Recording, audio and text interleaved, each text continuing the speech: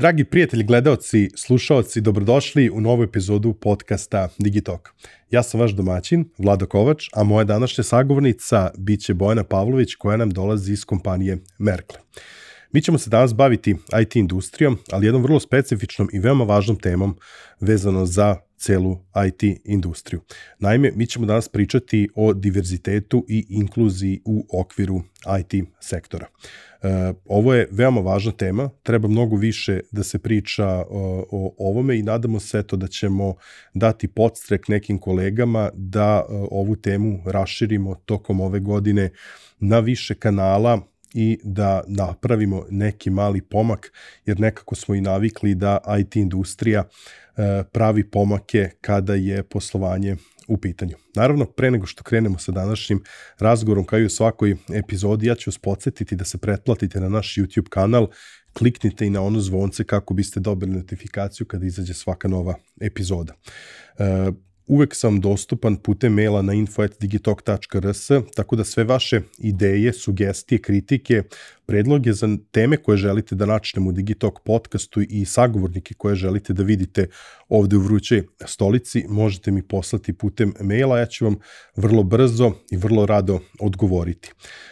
Za sve da kažemo trenutne stvari, aktuelne, najbolje da nas pratite na društvenim mrežama, tu smo najaktivniji i tu uvek prvo izbacujemo informacije. Svakako i u ovoj godini nastavit ćemo trend da na početku i na kraju epizode izrazimo zahvalnost svim onim kompanijama koje su prepoznale vrednost u onome što radimo u okviru Digitalk podcasta i podržale naš rad. Na prvom mestu svakako MTS, koji je u 2023. godini pokrovitelj našeg podcasta. Kao i uvek skrećemo vam pažnju na jednu od MTS-ovih usluga, a to je naravno MTS Butler. Kada vam treba pomoć prilikom izbora ili aktivacije bilo kog od MTS servisa iz digitalnog ekosistema, MTS Butler vam pruža svu pomoć koja vam je potrebna. Bilo da želite da aktivirate novi ili da upravljate postojećim servisom, vaše samo da ga pozovete u bilo kom trenutku. Veliku zahvalnost dugujemo i našim partnerskim kompanijama. Uz nas su i ove godine Mastercard, OTP banka, Ananas e-commerce, Ideja online prodavnica. Za Ideju ne zaboravite da imamo i dalje za vas promo kod Digitalk 500, koji vam omogućava da ostvarite 500 dinara popusta u Idejinoj online prodavnici. Svakako i drugari iz izdavačke kuće Finesa su sa nama. Ne zaboravite da prva dva komentara, da li prva dva ili dva najkreativnije na društvenim mrežama kada izađe epizoda, nagrađujemo sa 2 primjerka knjiga iz Finesinih izdanja, a za sve vas ostale ostaje da važi promo kod Digitalk koji vam omogućava 10% popusta na Finesinom sajtu na već onako snižena izdanja. A sada krećemo sa današnjim razgovorom. Ćao Bojana, dobro mi došla u Digitalk. Ćao, kako si? Si dobro? Ja sam izuzetno, a verujem da će biti još bolje nakon današnjeg razgovora, jer ti danas si došla ovde da vodimo jedan krajnje zanimljiv i krajnje drugačiji razgovor i veoma mi je drago što ćemo ovu novu 2023. godinu započeti sa nekim temama o kojima se možda ne priča toliko, a koje su izuzetno važne kako za nas, za društvo, tako i za industriju iz koje ti nama danas dolaziš, a to je IT industrija. Evo ja, kao i u svakoj epizodi, ja ću tebe kao mog sagovornika predstaviti sa tvojom zvaničnom titulom. Ti si Staffing and Operations Manager u kompaniji Merkle. Kao što sam rekao u uvodu, ti i ja ćemo danas pričati o nekim jako bitnim stvarima o kojima se u ovoj industriji po meni suviše suviše malo, nije možda najbolji izraz, ali jako malo se priča, zaslužuje mnogo više prostora, a to su pitanja inkluzije i diverziteta u IT sektoru. Tako. Sad, da bi ja ispoštovao formu svake Digitalk epizode, ja ću tebe zamoliti prvo za početak da se ti nama predstaviš u par rečenica, a onda ćemo krenuti polako i da razvijemo današnju temu. Ovako, pre nego što se predstavim bilo šta pred svega, želim da ti se zahvalim što si mi dao mogućnost da pričam o ovoj jako važnoj temi koja se generalno ne priča, ali izuzetnog značaja i ne samo za IT sektor, nego generalno u svim segmentima poslovanja. ja sam osoba sa invaliditetom, ne čujem 100%, čitam sa usana. Završila sam fakultet organizacijnih nauka, master management, trenutno sam doktorskim studijama za veštačku inteligenciju. Radim na poziciji Staff and Operation Manager, završim jako veliko iskustvo u radu sa ljudima, dolazim iz različitih industrija, od retaila, bankarskog sektora, državne uprave, pa do IT sektora. Evo, sad sam ovdje završila i mogu vam reći da sam ovdje najsrećnija, zato što je IT sektor na neki način inovativan i otvoreniji je prema različitim grupama ljudi. Tema koju danas ćemo da pokrijemo jeste diverzitet i inkluzija u IT sektoru, koja se odnosi na sve različite nivoje pristupačnosti i različite grupe marginalizovanih ljudi. Da bismo razumeli šta je diverzitet i inkluzija, moramo da razumemo šta je to pojam različitosti. Svi smo mi različiti, svi smo mi jedinstveni. Diverzitet i inkluzija je deo DNK jedne kompanije, samo je važno kako se komunicira o tome. Kakav nastup imamo na tržištu, kakav nastup imamo prema zaposlenima. Diverzitet i inkluzija je više slojevita, zato što obuhvata različite populacije ljudi. Diverzitet i inkluzija je vrlo značajna zato što omogućava razvoj, da kažemo, unutar same kompanije, drugačije komunicira sa klijentima, pojedincima, saradnicima i isto tako i doprinosi razvoju društva. Postoji nekoliko različitih kategorija diverziteta i inkluzije, a to se odnosi na osobe s invaliditetom, polnu jednakost, drugačije boje, kože, nacionalnosti, entiteta i tako dalje. Verovatno ste primetili da mnogo kompanije prilikom zapošljavanja se pozivaju na to da pošljavamo bez obzira na pol, rasu, identitet, entitet i tako dalje. To je sastavni segment bilo kog obraćanja kandidatu za zapošljavanje.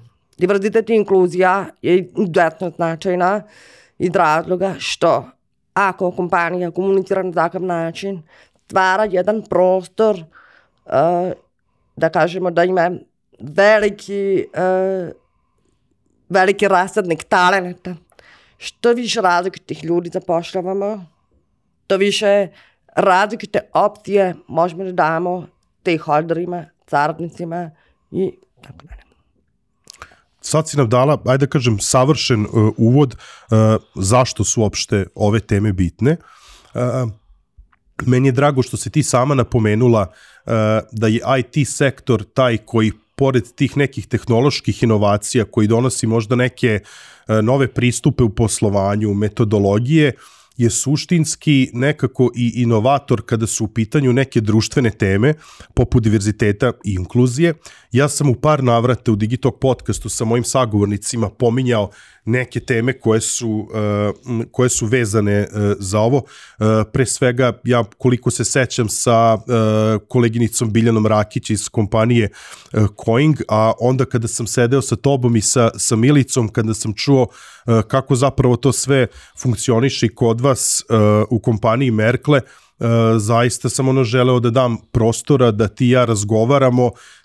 Ne mogu da kažem da mi je odmah bilo jasno kako će uopšte ovaj razgovor da izgleda, ali ta neka energija koju ti nosiš u sebi i ta volja prosto da menjaš stvari i kažem, organizaciona kultura koja postoji u Merkleu, koja vama dozvoljava da se bavite time, prosto to je negde glavni razlog zašto sam ja poželeo da ti ja danas sedim ovde i razgovaramo i vodimo jedan sasvim, da kažem, normalan, ali veoma važan razgovor za industriju, iako se na možda prvo neko slušanje ili čitanje teme ne čini da je toliko vezano za samo poslovanje kompanije. Ti si dala par nekih zaista dobrih uvida zašto su za samu kompaniju, odnosno za njeno poslovanje bitni diverzitet i inkluzije, da se priča o tome. I ono što je još bitnije, da se kompanije suštinski bave time, da se možda samo ne svodi sve to na tu neku stavku u intervju. Sad, ukoliko bi još ono što mi se svidelo, jeste da si napisala da su diverzitet i inkluzija deo organizacione kulture svake kompanije. Koje su to još stvari koje bi ti podvukla, zašto su ove dve teme bitne za kompanije i da li bi možda mogla da izdvojiš zašto su bitne za IT sektor posebno? Ovako, ono što je jako bitno jeste da diverzitet i inkluzija ne mogu jedno bez drugog. Diverzitet znači zapošljavanje različitih kategorija ljudi, ali nije dovoljno samo da zaposlimo takve osobe.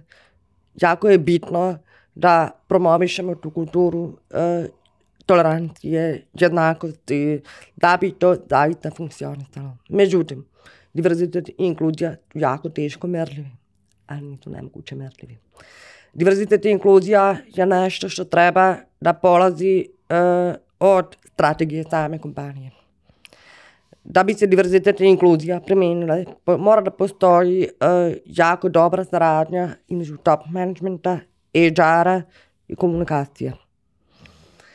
Ono što bi ja navela kao dobre primjere jeste da, evo, ja sam jedan jako dobar primjer, ja radim kao top and operation manager, imam veliko iskustvo generalno u radu sa ljudima i Merkle, samim tim što mene zaposlio, pokazuje kao pravi primjer dobre prakse kako žena sa invaliditetom može da bude deo jedne globalne priče, tako da to nije samo rekla kazala, tako da inspirišem druge kompanije da zapošljavaju osobe sa invaliditetom, da im daju šansu da poštuju njihovu različitost i da ih promovišu.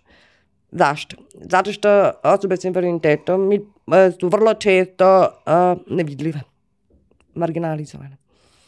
Njihove priče trebaju da se promovišu, zato što mi polazimo iz nekih tradicionalnih okruženja.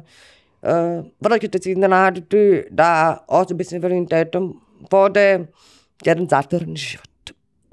U krugu svoje porodice, u krugu svojih klubova, ne samo osobe s invaliditetom, nego i LGBT populacija u strahu je nekom, zato što mi polazimo i tradicionalnih okruženja. To nije dobro. Zato je bitno da kompanije kreiraju takvo okruženje da su oni dobrodošli. Isto tako, što je jako važno, jeste da se kreira ta kultura tolerancije. Navešću jedan primjer vezano za polnu, da kažemo, jednakost, odnosno nejednakost.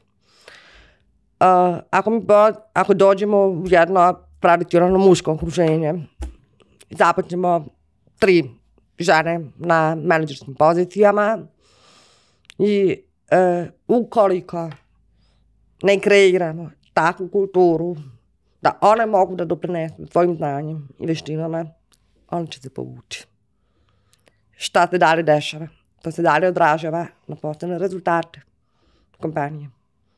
Ništa nismo time dobili. Tako da to podsticajno okruženje je jako bitno. Cilj moje kompanije je da do 2025. godine otvorimo preko 50% žena na rukovodećim pozicijama.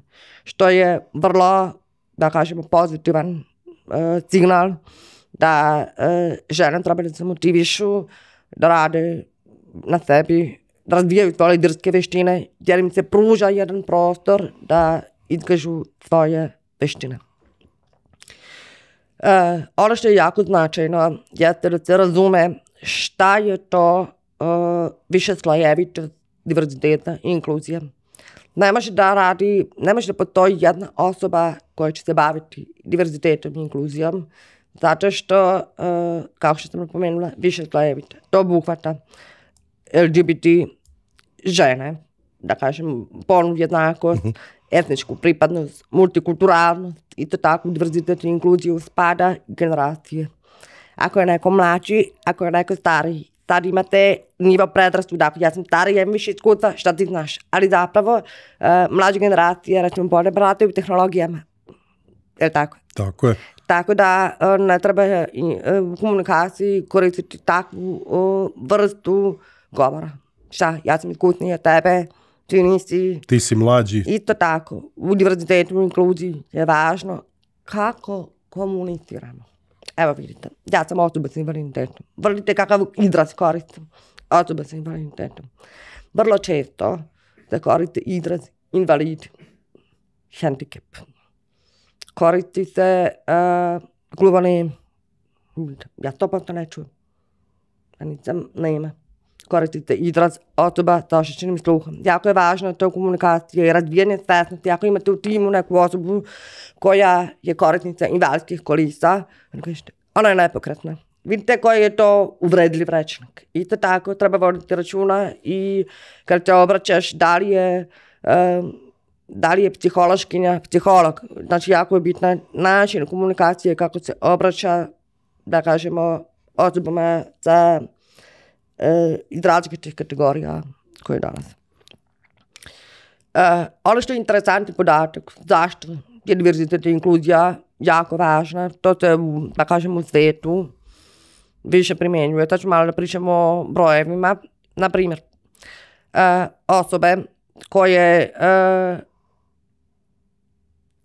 malo ću se ispraviti, osobe koje treže da se zaposle negde, preće izabrati kompaniju koja promoviše diverzitet i inkluziju.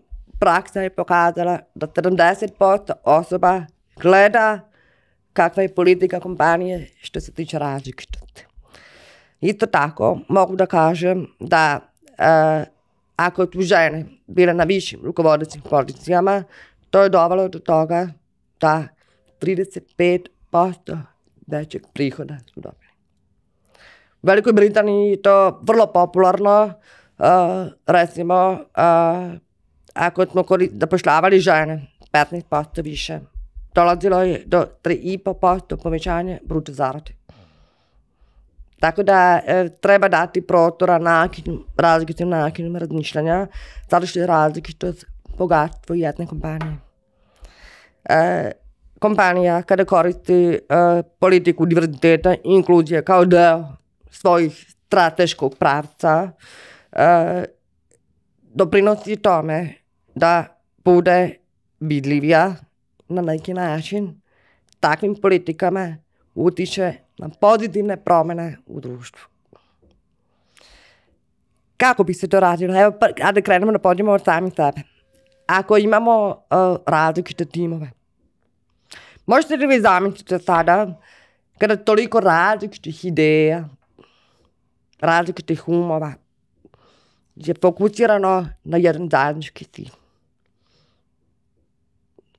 To je jedan rasadnik kreativnosti koji mi možemo tako da pružimo i klijentu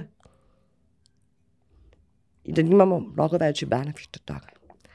Ali da bi se to sprovelo, treba slušati i razumeti. Tako da to kada krećemo od pojedinca, timova, sad ti si mene upoznao, ti sad znaš kako treba da komuniciraš sa mnom. Komuniciraš sa mnom tako što me gledaš, ja moram da vidim tvoje lice da bi ti čitala sa usana, pošto ja ne mogu da koristim telefon. Ok, ti ćeš verovatno nekada, negde, upoznati nekoga ko ne čuje. I tvoje iskustvo koje si tekao sa mnom u komunikaciji ćeš primeniti na komunikaciju sa nekom drugom osobom koja ne čuje. Isto tako za korisnike invalidskih kolisa. Da li treba da im pomognem, da li treba da ti gurnem kolisa? Ne. Uvijek treba pitati da li ti je potrebna pomoć. Ne samo inicijativno. Osobama koje ne vide. Daj da povučiš nasilno na ruku i da kažeš ajmo, ne, treba pomoć. Kretanje osoba koje ne vide, stavite ruka, navodiš tako. Tako da su to neke iskustva koje mi možemo da staknemo ako radimo sa takvim ljudima u timovima. To dalje se implicira naše ponašanje.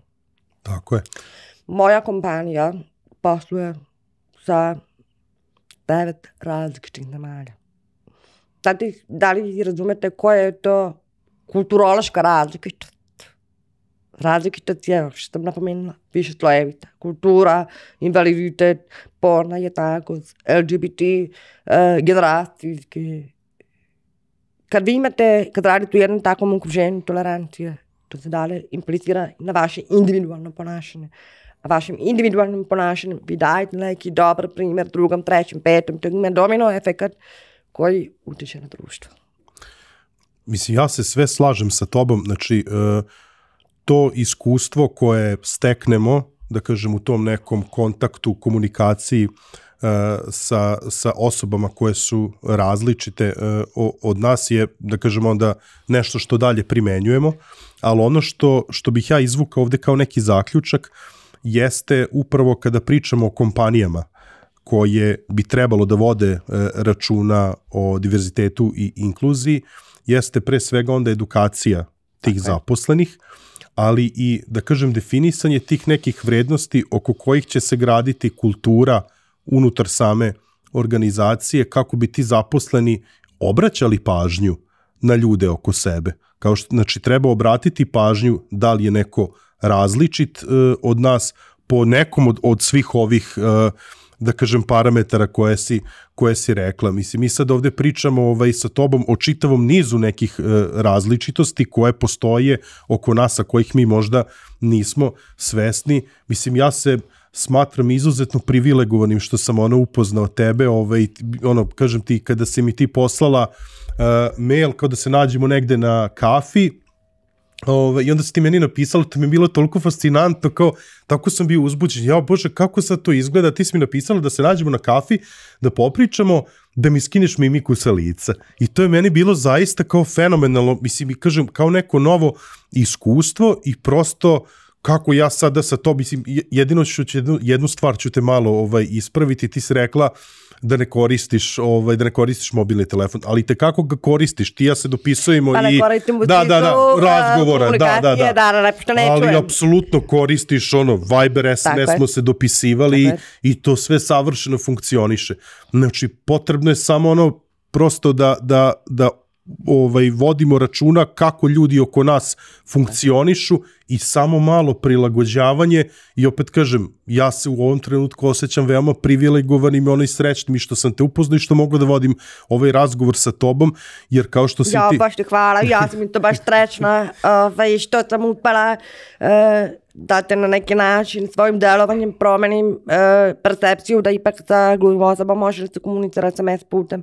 Evo vidiš, na primjer, meni recimo u prethodnim kompanijama nisu sastanci bili pristupačni.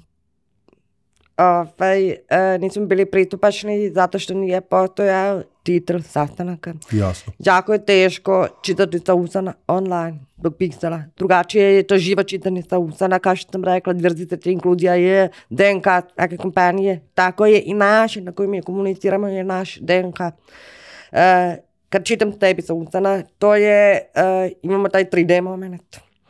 A kad radimo online, sa ekrana je drugačije. Pali ta 3D dubina. Jasno.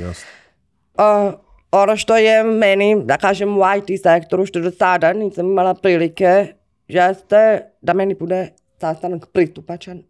To je wow. Tako da IT sektor daje jednu širu dimenziju različitim grupama ljudi. Zato što koriste maksimalno benefiti tehnologija koje postoje. Ja sam inače radila kao ambasador diverziteta, inkluzije, pokrivala sam različite grupe, populacije, između ostalog izbeglice i tako dalje. Nigde nisam osjetila takvu vrstu inkluzije u realnom svetu kao u IT sektoru. Bio je jedan jako težak period za mene, ne samo za mene, nego i za osobe sa invaliditetom. Koje neću. Za vreme korone ljudi su morali da nose maske. Moje čulo sluha je zapravo čulo vida. Jer ja slušam očima. I sad ljudi nose maske. Ja ne mogu pročitam sa usana. I ja sam se osjećala prilično izolovano zbog toga. Nemoćno. Ne mogu da čitam sa na sastancima, 3D, nije postao i caption. Faktički sam bila onemogućena da radim svoj posao, pošto sam ja osoba koja je orijentisana ka rešenjima. U meni je nešto bilo probudilo snažnu motivaciju da upišem doktorske studije. Doktorske studije sam upisala baš smjer za veštačku inteligenciju. Kako veštačka inteligencija može da pomogne osobama oštećenog sluha. Sjajno. Da sam trenutno na 3. godini. I hoću da kažem da marginalizovane grupe vrlo često su izvor inovacija. Što smo više inovativni, to ću veće šanse da imamo bolje biznis performance i poslovne rezultate. Znači, nekad treba da krenemo od naših ličnih inspiracija. Zašto sam napomenula ovaj moj primjer? To je jedna tema koja se vrlo često gubi iz vida. To jeste pristupačnost. Ovo za mene je bila informativna pristupačnost. Naprimjer, mogli će reći imamo mnogo edukativnih sadržaja i tako dalje i tako dalje. Da li su ti edukativni sadržaji titlovani? To je i to neke vrsta pristupačnosti. Za osobe koje ne čuju, postavlja se pitanje pristupačnosti samog intervjua, samog procesa zapošljavanja. Tako da u ceo taj proces inkluzije svi moraju da budu uključeni kako bi se prilagodili pojedincu. Da bi on bio mogao da da maksimalno svoj doprinos u jednoj takvoj radnom okruženju. Zato je jako važno da se to bude deo strategije i načina komunikacije. Postoje nekoliko različitih KPI-eva, da kažemo, koji nama omogućavaju da proverimo koliko smo mi zapravo inkluzivni. Sigurno se susretao sa mnogim terminima, poštujemo različitost, poštuje deo kulture i tako dalje. Ali kako se ona meri? To sam htio samo da kažem, nekako je to u većini slučajeva prisutno na nivou kao statementa, poštujemo različitost, diverzitet i inkluzije, da li se pomenu ili ne baš tim rečima, ali nekako imam utisak da je u najvećem broju slučajeva to kao, eto, stoji tamo negde. Tako je. Poštujemo različitost. Nemamo opipljive brojeve, nemamo opipljive primere. Kao što sam napomenula, diverzitet i inkluzija je jako teško izmeriti, ali nije nemoguće. Postoji nekoliko KPI-eva, recimo najlakše je izmeriti polnu, da kažemo, jednakost. Koliko imamo muškaraca, koliko imamo žena u kompaniji, koliko imamo muškaraca na rukovodećim pozicijama, koliko imamo žena na rukovodećim pozicijama. Vidite, ovi podaci su vrlo senzitivni, ali nas ne zanima ko je kog pola, nas zanimaju brojevi. Znači, to je, da kažemo, prvi najlakši pokazatelj kako možemo da izmerimo diverzitet i inkluziju. Druga stvar jeste generacije. Generacije, imamo podatak prilikom prijavljanja za posao i tako dalje, koje godine, ko rođen i tako dalje. I napravi se taj neki, da kažemo, blok koji te računa koliko je X generacija imamo, koliko imamo Y generacije, koliko imamo Z generacije. Z generacije su najčešće ljudi koji su najveći inovatori. Drugačije, taka generacija vuče svoje vreme, svoje vrednosti, način razmišljanja i tako dalje. Znači, što imamo što više različitih populacija, to više mi možemo da budemo bolji i različiti. To su dva KPI-a, da kažemo, ko se najlakše mere. Onda, ako je to se zove diversity, jednakost, inkluzija, strategija, kažeš da 2050. moramo da imamo, ne znam koliko žena. Onda moraju da se prilagođavaju strategije zapošljavanja. Razumete šta hoću da kažem?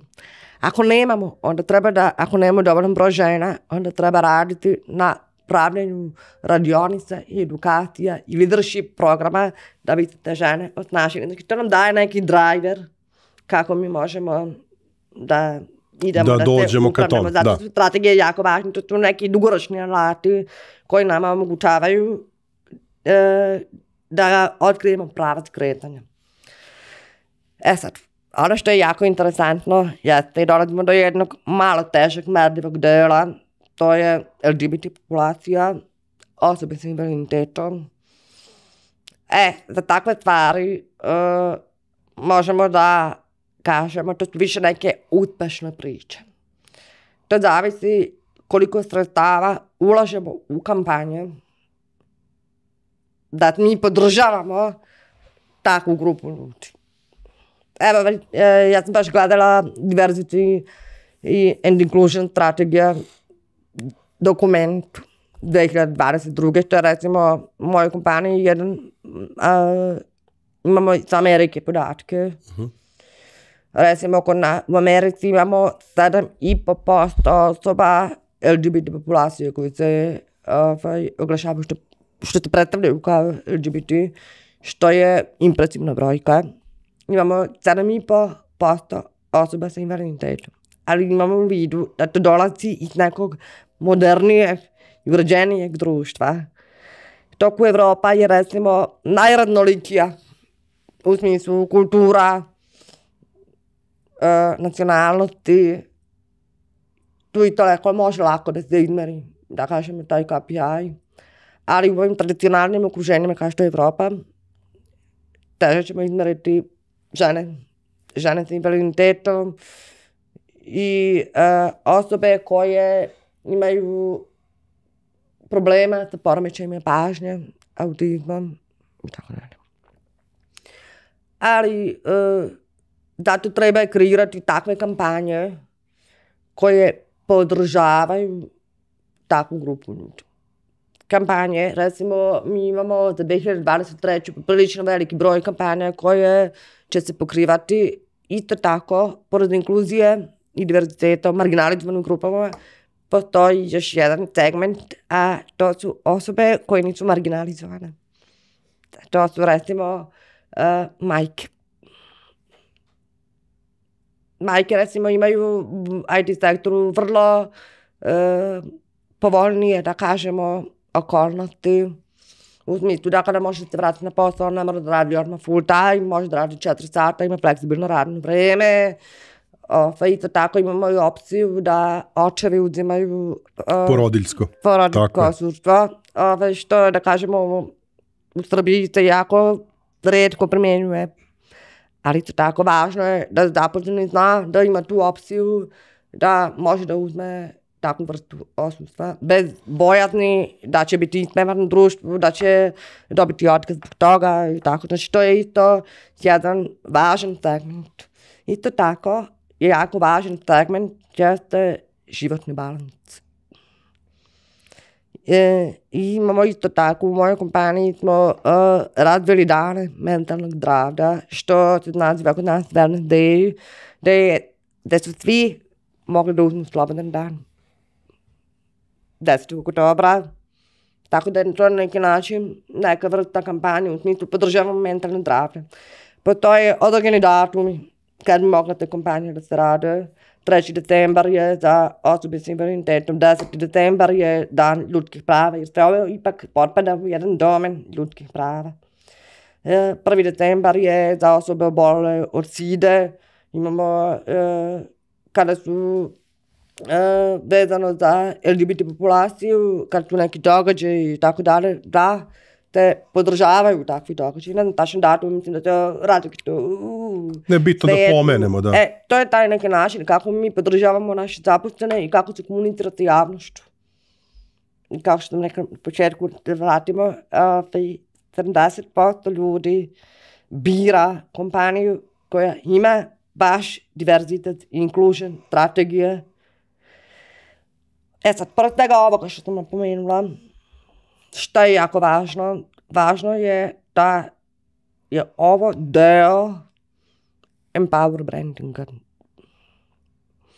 Zato što ako imamo dobro definisane strategije, diverziteta, inkluzije, kampanje, načine komunikacije, to je na neki način imamo eksterni i interni marketing.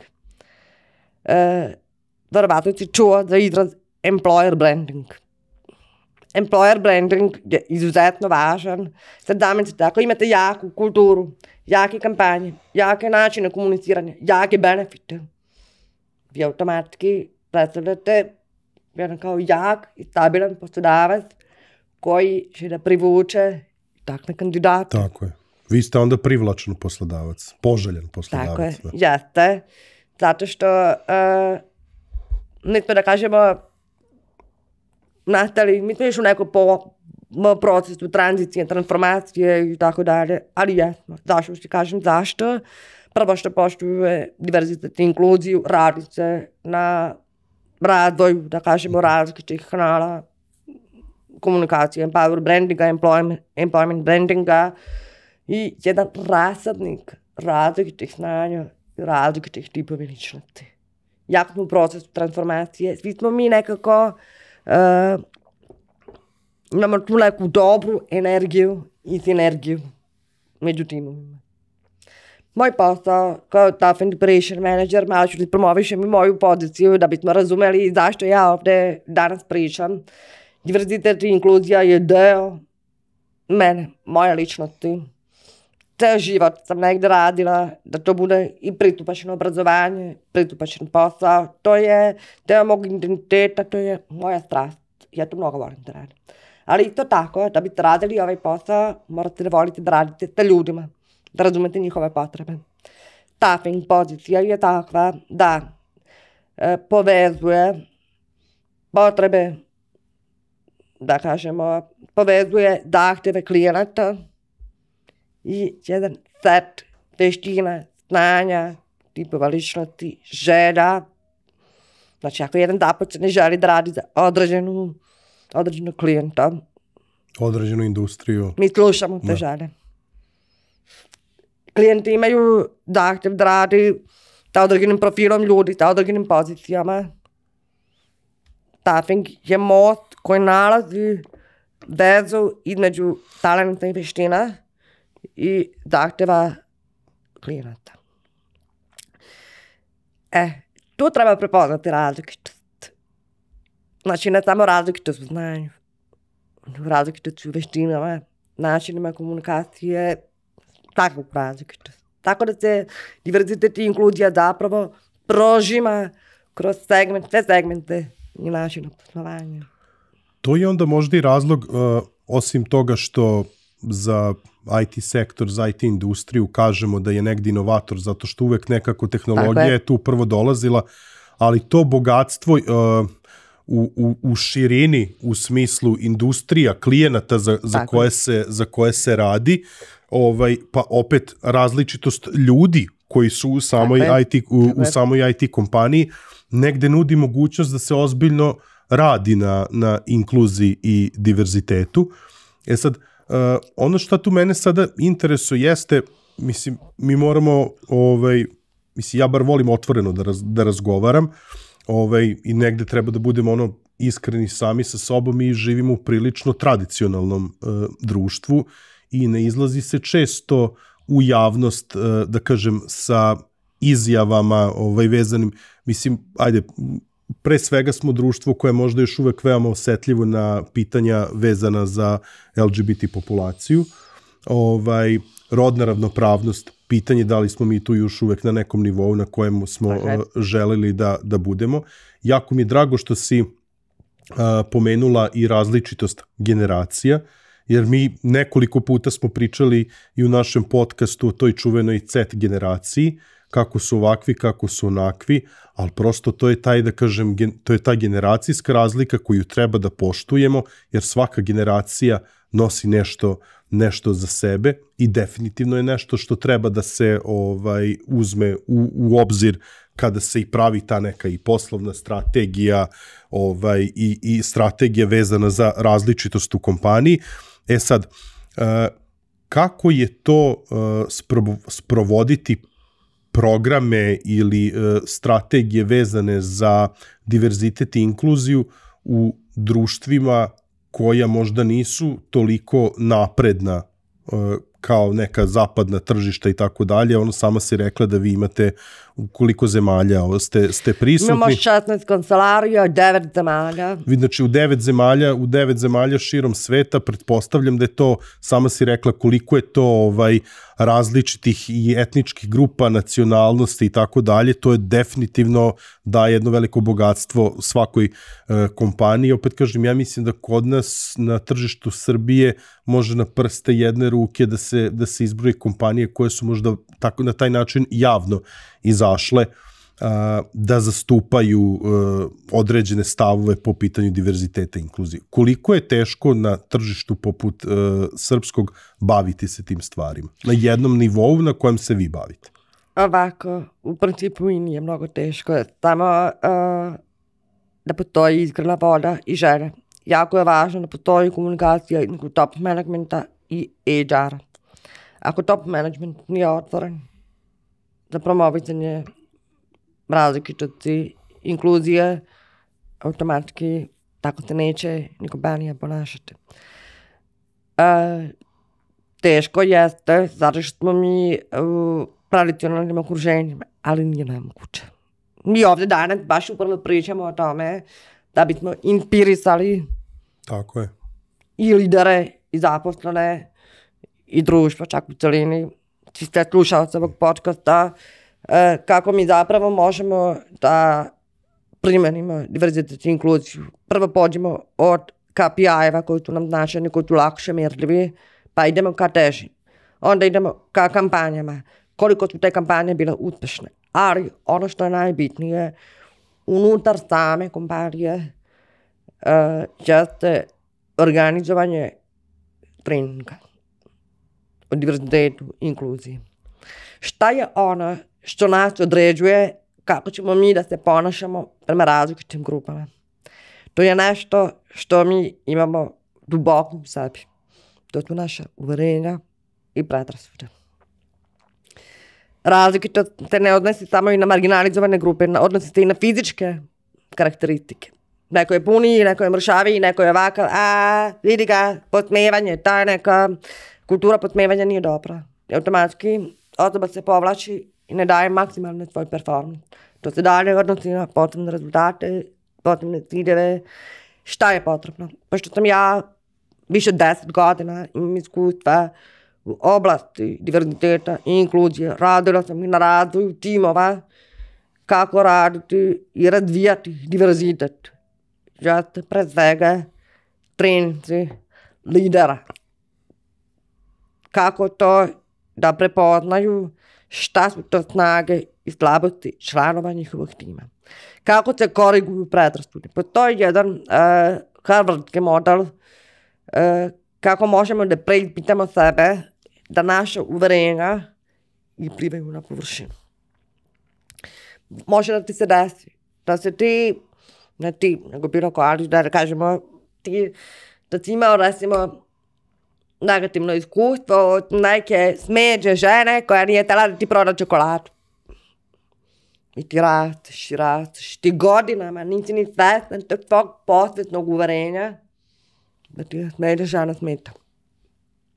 Znači mi svi vučemo neka iskustva iz prošlosti koje nesvesno se implicira na naše ponašanje u komunikaciji sa ljudima. To se radi na sljedeći način. Treninzi, osnaživanje lidera, pre svega lidera. Sad vi zamislite, imate 9 zemalja, 16 kancelarija, sad koliko ti kancelarija ima timova? Ali to nije dovoljno biti oni online treninzi. Treba raditi sa ljudima, da se osjeti, da se doživi izvlačenje nekih dobrih primjera i loših primjera. Ok, kad neko iskustveno kaže imao sam takvu i takvu situaciju, a da vidimo kako možemo da okrenemo da to bude pozitivan primjer. Možda neko nesvetno nije inkluzivan u ponašanju. Da bismo to promijenili, potrebno je podići ga na nivo svesnosti i razvijati određene načine komunikacije. Pre svega, osnaživanje lidera. I lideri učestvuju u tim kampanjama. Top management isto treba da zastupa vrednosti diverziteta i inkluzije. A posle, kad se te lideri osnaže, kad dobijemo jednu kritičku masu sa određenim znanjem, to se dalje pomera na timove. Znači, što manje timovi, i onda idemo. Primjer inkluzije. I sad lider pravi posmatra svoj tim. Da li je neko inkluzivno ponašanje ili nije. To su tako neke stvari koje je jako teško primeniti. Ali, šta je dobra stvar, što uvijek mogu da se kažu pozitivni primjeri, šta je okej. Što više takvih uspešnih priča imamo, to više znamo da je inkluzija dotigla neki, da kažemo, maksimum. Evo primjer, može da se desi da u kompaniji postoji inkluzija, ali društvo ne. Ali, pojedinačno delovanje, komunikaciju, priče o tome, lančano krene da se odražava i na ponašanje, i na društvo, i na okruženje. Potrebno je više pričati o ovakvim temama i na konferencijama, na primjer. Evo vidiš, ja sam vrlo često bila i panelista na konferencijama i tako dalje, ali recimo, meni to nije bilo pristupačno toliko. Zato što meni se javi neko iz publike skroz tamo, ja ga ne razumim što priča. Ali ja sam učinila da to meni bude pristupačno. Vidim kad neko hoće mi mahne, vidim do čoveka i dalje. Sjajno. Znači uvek postoji rešenje, uvek postoji način. I kada malo imamo tu širu percepciju, znam se pristupačnost konferencija, kako bi to izgledalo? Wow! I onda će početi dolaze različite grupe ljudi i oni će postati vidljivi. Kad ste vidljivi, oni automatski postanati normalno. Da vidiš takve ljude različite. U smislu, razlikite se široka. I u stilu odevanja, u nakonu razmišljanja, u nakonu komunikacije, u invalidnosti, korisnici invalidskih kolica i tako dalje. Znači, ako više viđamo tu različite, to postane da nas normalno. I automatski manji otpor imamo prema tome. Jasno. Ono šta mi je važno da si napomenula, a vidim da par puta si navela, da i ta edukacija kreće od liderstva. Okay. Znači da kreće, da kažem, od gore, od vrha piramide.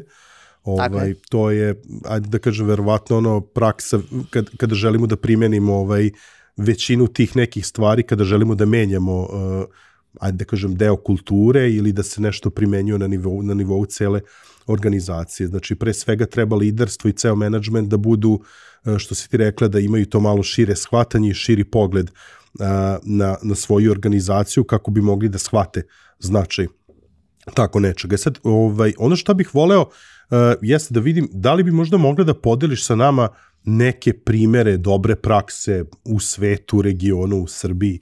Mislim, vidi se da si vrlo angažovana u svemu ovome. Fenomenalno mi je sad što kaže da imaš iskustva i sa konferencijama, to je, evo sad si meni dala da kažem neku novu ideju zbog svega što radimo, ali eto kako bi možda i naši pratioci možda stekli tu neku širu sliku, da vidim da li možda imaš neke primere koje bi podelila sa nama. Mogu da budu, da kažem, i da li svet, globalno nešto, region ili ono što vi ovde radite. Ovako, pa u principu ono što je bitno jeste da live konferencija bude titlovana, bude pristupačna arhitektonski za korisnike invalidskih kolica, da se koristi jedan jezik nepristrasnosti i da se koristi taj jezik, inkluzivni jezik u smislu dođite, podvrnite, dobrodošlice u tom nekom smislu, ali kažem ti, generalno diverzitet je jako teško izmeriti. Ali ono što je bitno da mi klijentima, da zavisi kojim ti ciljnim grupom obraćaš, stavimo do znanja da smo mi otvoreni i pristupačni za sve. Kada koristimo takav jezik, ta poruka će doći do ljudi koji treba da doći. Što se tiče samih pozitivnih primjera u IT sektoru, evo, ono što je bitno jeste da postoji mogućnost manipulacije tehnologijama, da ona budu pristupačnije osobama, da kažemo, koji imaju, ne kažem poteškoća, ne mogu da kažem poteškoća, nego da kažemo koje nemaju mogućnost da obavljaju posao kako treba. Meni pre svega ono što je jako bitno, ne samo konferencije, nego i da budu pristupačna radna mesta. Evo tako da vam kažem konkretan primjer u Srbiji. Osoba koja ne vidi, čuje, ne može da pročita program, a recimo ima jako dobre matematičke vještine. Da li takav software može da se prilagodi da bude dostupan da radi s lijepim osobama? Može. Da li smo spremni da ulažemo u takve tehnologije i da omogućimo prostor osobi koja ne vidi da programira? Ne? Vrlo veliki broj, da kažemo, škola za kompjutere, za programiranje i tako dalje, nisu pristupačni. Ali to ne znači da osoba nema drugačiji način razmišljanja i drugačiji način kako da dođe do cilja. Da bi mi dati šansu.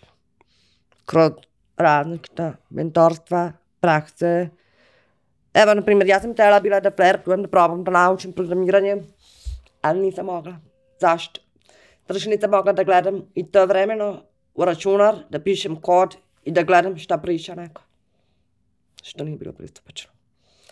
Korisnik invalidskih kolica, on nema pristupačnost da dođe do posla.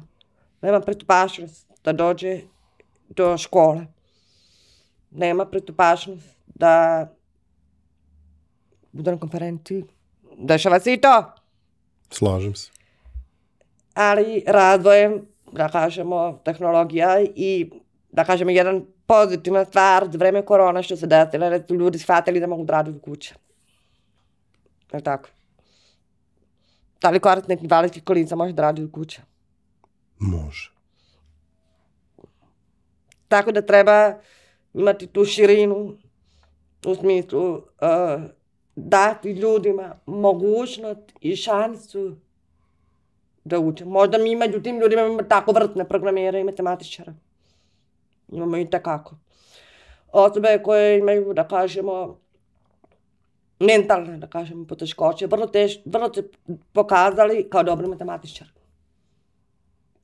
Da li im treba dati šansu? To je jedna vrsta neurodiverziteta. Znači... Apsolutno se slažem sa tobom. Mislim, pominjali smo isto u jednoj od epizoda baš upravo osobe koje imaju poteškoća, osobe sa autizmom. Znači, mislim, to je opet tema neka za sebe, ali opet deo teme diverziteta i inkluzije, tako da, mislim, meni neki zaključak iz ovog razgovora sa tobom danas je definitivno da treba više da se priča. Da, treba i tekako definitivno, što se više priča o tome, podižete nivo svesnosti i tako dalje, automatski imamo i rešenja, sve postoji rešenja. Slažem se. Samo ako želimo da budemo otvorenih uma, transparentni, da kreiramo tu neku to neko okruženje tolerancije. Slažem se. Jer mislim da upravo ukoliko je više prisutno pričati o ovim temama, da ćemo ljudima dati šansu da naprave tu neku širu sliku. Tako je. Mislim da je to, da kažem, nekako cilj i svrha medija poput našeg. Sad ti si tu pomenula, ajde to ulazimo u samu završnicu današnjeg razgovora, ja bih samo eto da dam neki uvod u tvoj zaključak, to svakako ću tebi prepustiti jer ceo ovaj razgovor ti je savršeno išao i zaista nisam imao potrebu da puno ulazim sa nekim podpitanjima, ali pošto si pomenula i pojmove poput empower brandinga, employer brandinga, to definitivno da, može da bude dobar alat, ali da ne bude na nivou statementa, kao tako što smo rekli, nego da to bude nešto što se zaista primenjuje i što je zaista deo kulture jedne organizacije, kompanije.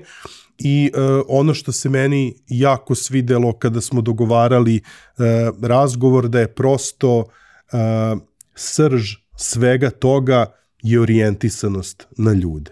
I prosto eto, ja bih sa time zaključio ovaj razgovor i dao tebi priliku da daš neki svoj zaključak i da eventualno pošalješ poruku, jer prosto mislim da nismo mogli da nađemo boljeg sagovornika.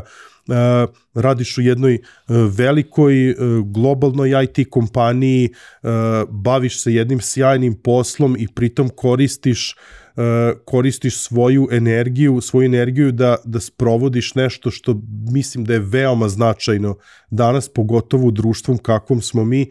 I opet da kažem, eto, samo na kraju ću još jedan put izrazim veliko zadovoljstvo što smo, eto, novu godinu započeli jednim ovakvim razgovorom i nadam se da će biti više razgovor na ovakve teme, da prosto damo prostor i omogućimo tu neku širu sliku. Da. Ono što najbitnije je da kažemo da su ljudi suština svega. Srž svega ovoga.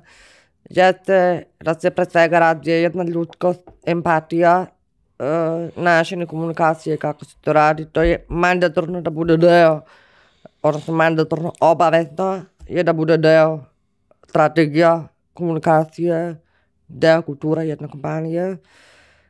Izuzetno je značajno zato što nam to omogućava tu neku smernicu gde smo, ko smo i što želimo da budemo. Znači, u principu, ono što je značajno jeste kreiranje jednog takvog okruženja koji je dostupan apsolutno svima. Moj današnji razgovor ovde pre svega je cilj bio da vas inspirišem, da IT kompanije krenu da se bave ozbiljnije ovim ako se već ne bave. Ono što je izuzetno značaja jeste da imamo kvalitetne podatke u smislu obrazovanja, godina, pola i tako dalje. To su jedni osnovni, da kažemo, drajveri koji omogućavaju da se meri diverzitet i inkluzija. I nadam se da ćemo više pričati o ovim temama, da ćemo otvarati neku inkluziju i učestvovati u nekom stvaranju boljeg i modernijeg društva. Globalne kompanije su odličan primjer za to, zato što se te prakse koje se primjenjuju u svetu polako počinju se primjenjuju i u tradicionalnim okruženjima. Bojana, ja sam ti neizmjerno zahvalan na izdvojenom vremenu i zaista sjajnom razgovoru. Ja se iskreno nadam da si uživala, bila si fenomenalan sagovornik. Ja, baš sam uživala, baš. I hvala vam na pozivu i pozivam sve da se ozbiljnije bavimo diverzitetom i inkluzijom. Hvala ti još jednom. Pozdrav svima. Dragi prijatelji, gledaoci i slušaoci, verujem da ste uživali u još jednoj Digitalk epizodi. Nove godine otvorili smo neke nove teme. Iskreno se nadam da će i kod nas i na nekim možda drugim kanalima biti više prostora za teme poput diverziteta i inkluzije. Ja ću vas naravno na samom kraju pozvati da se pretplatite na naš YouTube kanal, kliknite na ono zvonce kako biste dobili notifikaciju kad izađe svaka nova epizoda. Ukoliko imate bilo kakvu sugestiju, ideju za neku novu temu ili sagovornika, pišite mi na info@digitalk.rs. Ja ću vam vrlo rado odgovoriti na svaku vašu poruku, svaki vaš mail i svakako pratite nas na društvenim mrežama. Na samom kraju, naravno, veliku zahvalnost dugujemo i kompanijama koje su prepoznale vrednost u onome što radimo i podržale naš rad i u 2023. godini. Veliko hvala našem pokrovitelju MTS-u koji je ovoj godini pokrovitelj Digitalk podcasta. Naravno, tu su i naše partnerske kompanije i u ovoj godini sa nama OTP banka, Mastercard, Ananas e-commerce i Ideja online prodavnica. Za ideju ne zaboravite, i u ovoj godini nastavlja da važi promo kod Digitalk 500 koji vam omogućava 500 dinara popusta na priliku vaše kupovine. I svakako drugari iz izdavačke kuće Finesa i dalje su sa nama. Ukoliko vam se svideo ovaj razgovor, uputite nam neki komentar na društvenim mrežama. Mi ćemo dvoje vas sa najbržim i najkreativnijim komentarima nagraditi sa 2 primjerka knjiga Finesinih izdanja. Za sve ostale, naravno, ostaje da važi promo kod Digitalk koji vam na Finesinom sajtu omogućava 10% popusta na već onako snižena izdanja. Vidimo se naredne nedelje. Ćao!